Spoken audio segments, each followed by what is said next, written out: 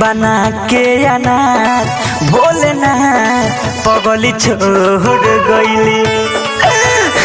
बाबा बना के अनार भोलेनाथ पगली छोड़ गईली। बीचे सफर में बाबा मुँह हमसे मोड़ गईली।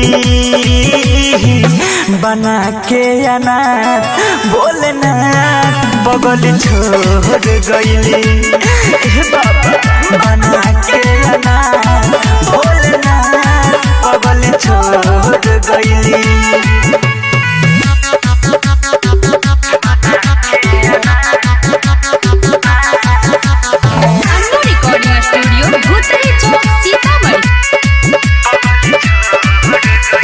बड़जी करिले फूलदानी हो हमर बढ़ल परेशानी हो। घात करे भला हल जाई के रहुआ बदल दी कहानी हो। ये बाबा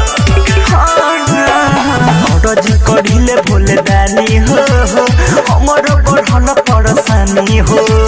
घात करे भला हल जाई के रहुआ बदल दी कहानी हो। नाजुक दिलवा छन भर में तोड़ गईली।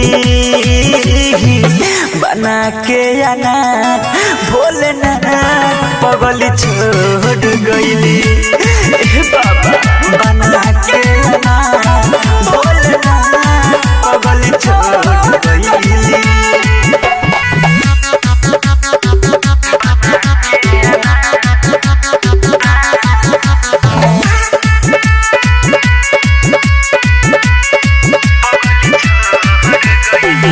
नितेश कहे आई के गईली बाबू साहेब रोआई के।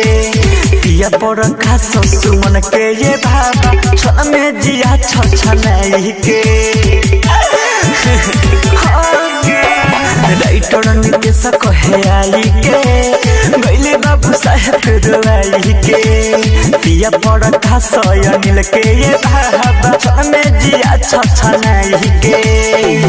सातो जन्म के वचन दूसरे से जोड़ गईली। बना के अनार भोलेनाथ पगली छोड़ गईली।